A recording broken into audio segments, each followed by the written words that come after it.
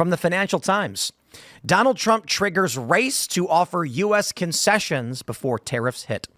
Nations prepare to prepare offers to Washington, including weapons deals, dropping their own tariffs, and moves against China.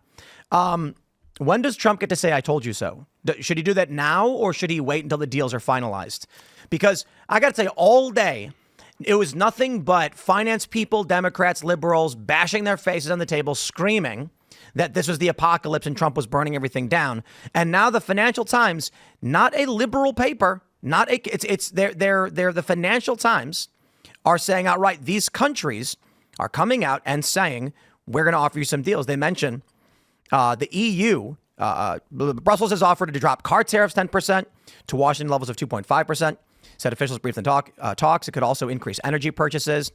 They say few of these countries have moved to retaliate in an attempt to reduce its 20% tariff. The EU instead is prepared to cut the $235 billion trade surplus it racked up in 2024 by buying more U.S. goods and lowering some tariffs.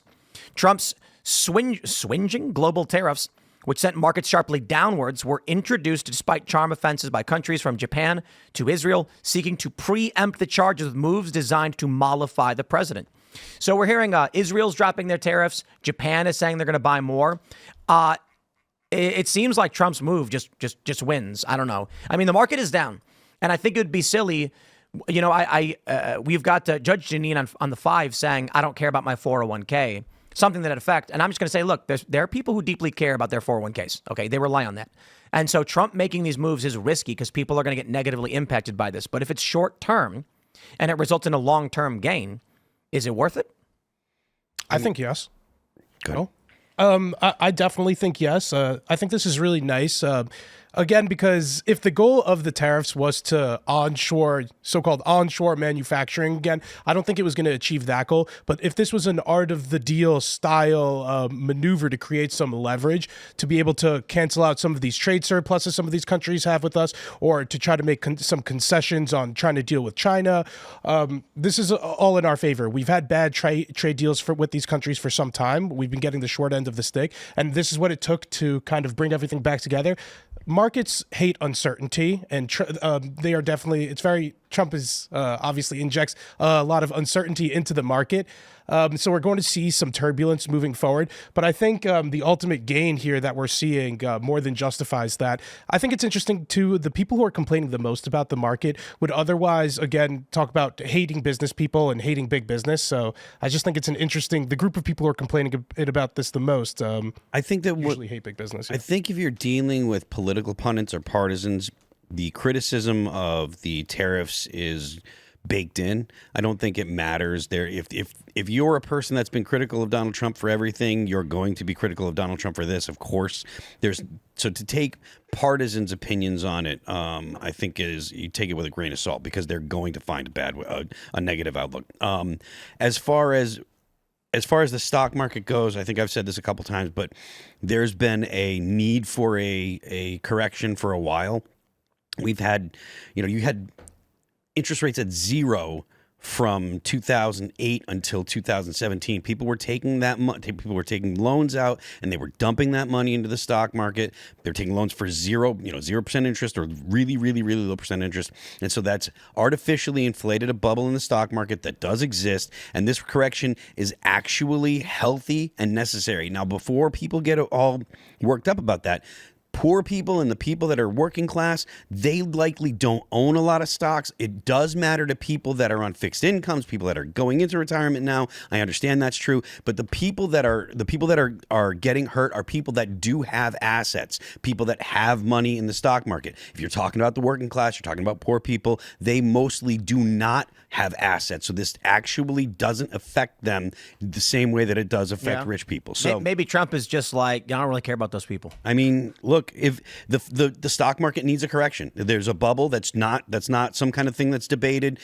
Talk to most of the economists and most of the people that are in financials, and they're aware of that. Go ahead, if you had something to add, please. From a working class or populist perspective, my whole thing is small business advocacy. There's no question some small businesses are going to be hurt by this. There's no question that it will be difficult for them.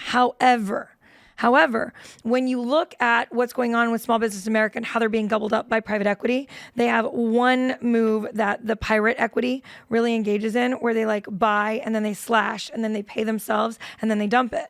They do that largely by offsourcing like labor overseas and buying cheap goods from overseas. So when it comes to the companies that are already on the track to eventual bankruptcy, nothing that's acquired by private equity is ever coming back to the private marketplace unless it goes through an IPO.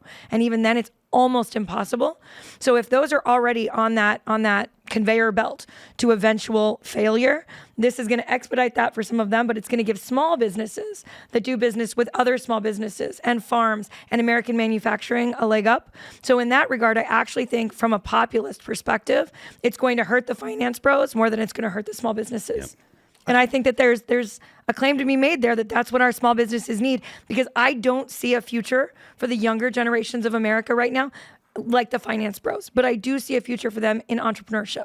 Yeah. I also think that probably a lot of Gen Z are looking at this and laughing. I remember the 2008 Great Recession. I was broke as a joke, and I thought it was funny. Because I went to apply for a job as a dishwasher at a small diner, because I was like, I need money. I found it on Craigslist. And there was a guy standing in front of me in line wearing a suit with a briefcase. And there was like a counter. And I was walking up to like ask him about the job. And this guy hands a resume, and I can hear him say, like, I'm looking for work. And I hear that you have a dishwasher position. And I just laughed, and I turned around and walked out. And I was like, I mean, how old was I? 20, 22 or whatever, 22 years old. So I was explaining to everybody, like, okay, here's the floor, right? Here's me. Here's everybody else. Yeah, I can't go anywhere. I can't go down more.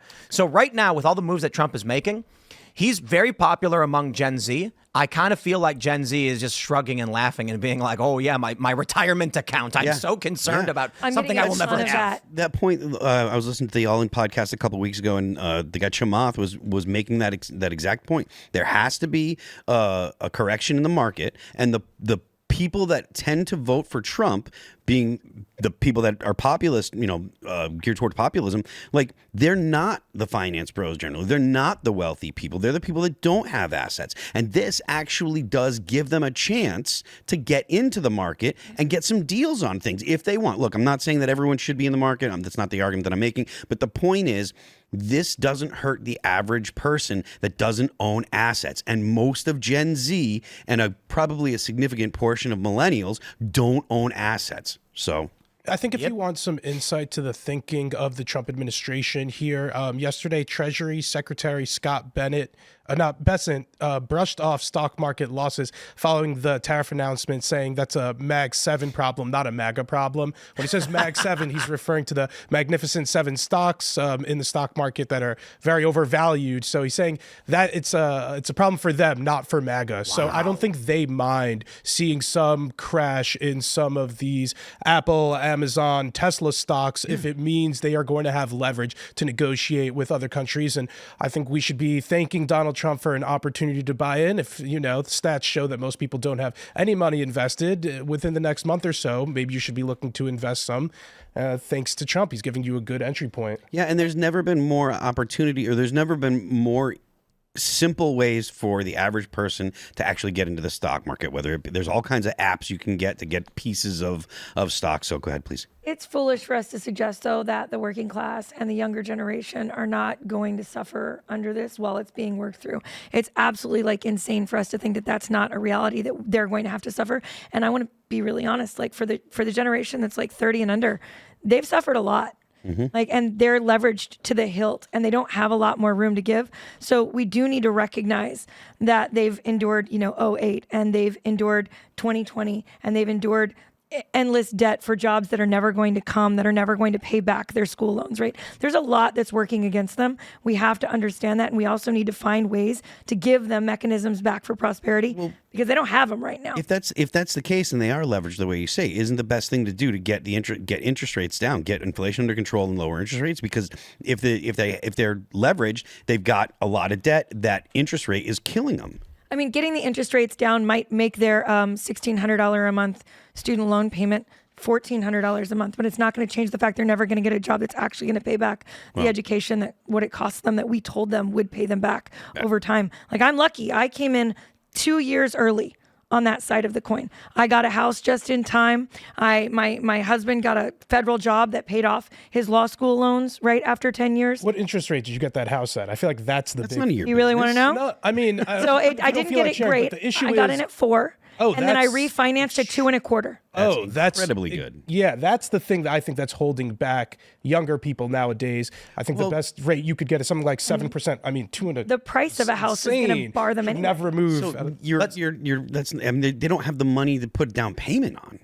So it's not just the interest rates. They don't have. There's no They don't money. have 50, 60, They don't 70 have it. grand to put a down payment on a $200. There's a viral video from Boy Meets World where the main character is $80,000 you saw this one? house. The $80,000 house, and how it's like we're gonna have to work for 6 months to get that down payment or something like that. Yep. Yeah.